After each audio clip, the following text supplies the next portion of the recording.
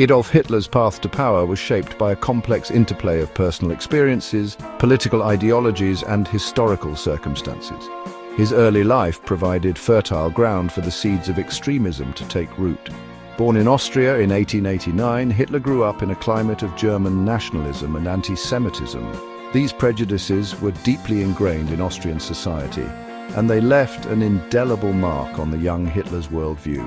Hitler's early ambitions lay in the realm of art, but his dreams of becoming a painter were dashed when he was rejected by the Vienna Academy of Fine Arts. This rejection fueled a sense of resentment and alienation that would later manifest in his political ideology. The outbreak of World War I in 1914 provided an outlet for Hitler's frustrations and a chance to prove his worth. He volunteered for the German army, eager to fight for the fatherland. Hitler's wartime experiences were transformative. He served as a dispatch runner, a dangerous job that exposed him to the horrors of trench warfare. He witnessed firsthand the brutality and carnage of the conflict, and he emerged from the war a changed man. The defeat of Germany in 1918 left Hitler embittered and disillusioned.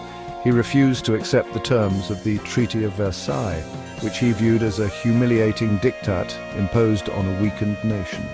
Hitler's wartime experiences and the subsequent humiliation of Germany's defeat fueled his growing interest in politics.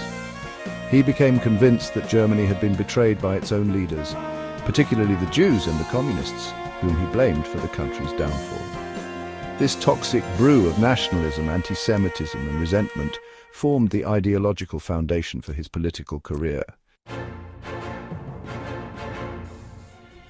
In the aftermath of World War I, Germany was in a state of political and economic turmoil. The Weimar Republic, established in 1919, faced numerous challenges, including hyperinflation, political instability, and social unrest.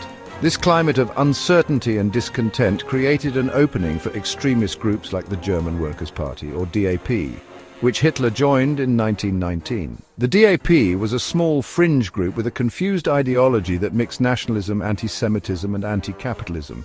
Hitler, however, saw the party's potential. Impressed by his charisma and oratorical skills, the DAP's leaders recognized Hitler's talent for captivating audiences and spreading their message. He quickly rose through the ranks, becoming the party's most prominent speaker and chief propagandist. Under Hitler's leadership, the DAP underwent a significant transformation. He renamed it the National Socialist German Workers' Party, or NSDAP, more commonly known as the Nazi Party. Hitler infused the party with his own virulent ideology, a potent mixture of nationalism, anti-Semitism, and a yearning for a return to German greatness. Hitler's fiery speeches, laced with anti-Semitic rhetoric and promises to restore Germany's lost glory, resonated with a population still reeling from the trauma of war and economic hardship. The Nazi Party became a haven for those who felt disenfranchised and disillusioned by the Weimar Republic, offering a seductive vision of national revival and racial purity. Emboldened by the growing popularity of the Nazi Party, Hitler and his followers believed the time was ripe for a seizure of power. Inspired by Benito Mussolini's successful March on Rome in 1922, Hitler planned a similar coup in Munich, the capital of Bavaria. The Beer Hall Putsch, as it became known, took place on November 8, 1923. Hitler and his stormtroopers, a paramilitary wing of the Nazi Party, stormed into a beer hall, where a meeting of Bavarian government officials was taking place. Hitler declared a national revolution and announced the formation of a new government. However, the coup attempt was poorly planned and poorly executed. The Bavarian authorities quickly regained control, and Hitler was arrested and imprisoned for treason. Hitler's imprisonment, though a setback, proved to be a pivotal turning point in his political career. During his time in prison, Hitler wrote My Struggle, a rambling, autobiographical manifesto that outlined his political ideology and his vision for Germany.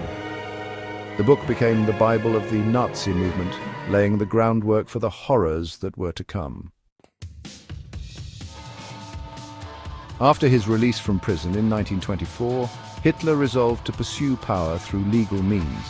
He recognized that the failed beer hall putsch had alienated many potential supporters and he vowed to rebuild the Nazi Party along more disciplined lines. Hitler focused on strengthening the party's organization, expanding its membership, and developing a more sophisticated propaganda machine. Throughout the mid-1920s, the Nazi Party struggled to gain traction. Germany, under the leadership of Gustav Stresemann, experienced a period of relative stability and economic recovery. This period of prosperity, however, proved to be short-lived. The Wall Street crash of 1929 plunged the world into the Great Depression, and Germany, heavily reliant on foreign loans and investment, was hit particularly hard. The Great Depression had a devastating impact on the German economy. Unemployment soared, businesses collapsed, and millions of Germans were plunged into poverty and despair. This climate of economic hardship and social unrest created fertile ground for the Nazi Party's message of hate and resentment to take root. The Great Depression, which began in 1929, had a devastating impact on the global economy. Germany, still reeling from the aftermath of World War I, was hit particularly hard. Unemployment soared and many people found themselves in dire straits, struggling to make ends meet. During this period of economic turmoil, the Nazi Party, led by Adolf Hitler, began to gain significant traction. Their promises of economic revival, national rejuvenation, and the restoration of German pride resonated deeply with a populace desperate for change. The Nazis capitalized on the widespread discontent, using powerful propaganda and charismatic oratory to attract a broad base of support. Many Germans, disillusioned with the Weimar Republic and its inability to address their hardships, turned to the Nazis as a beacon of hope. The surge in Nazi support during the Great Depression was a pivotal moment in their rise to power. It demonstrated their ability to tap into the fears and frustrations of the German people, setting the stage for their eventual domination of the political landscape. On January 30th, 1933, Adolf Hitler was appointed Chancellor of Germany. This pivotal moment marked the beginning of a new era in German politics.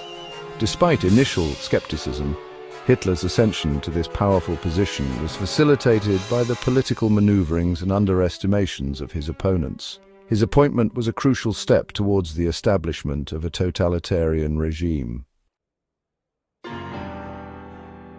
The Enabling Act, passed in March 1933, granted Hitler the authority to enact laws without the involvement of the Reichstag. This act effectively dismantled the democratic framework of the Weimar Republic, giving Hitler dictatorial powers. Then came the Night of the Long Knives in June 1934. During this purge, Hitler eliminated potential threats within his own party, consolidating his grip on power. These events were instrumental in transforming the political landscape of Germany. With his power firmly established, Hitler intensified his totalitarian control over Germany. The regime implemented a series of oppressive policies targeting various groups, particularly the Jewish community. Anti-Semitic laws, such as the Nuremberg Laws of 1935, stripped Jews of their rights and laid the groundwork for their systematic persecution. The propaganda machine, led by Joseph Goebbels, played a significant role in spreading anti-Semitic ideology and dehumanizing the Jewish population. By the late 1930s, Hitler's aggressive foreign policy had brought Europe to the brink of war. The annexation of Austria in 1938 and the subsequent invasion of Czechoslovakia demonstrated his expansionist ambitions. Despite efforts at appeasement by other European powers, it became increasingly clear that war was inevitable. The signing of the Molotov-Ribbentrop Pact in August 1939, a non-aggression treaty with the Soviet Union, paved the way for the invasion of Poland. This act of aggression on September 1, 1939, marked the beginning of World War II.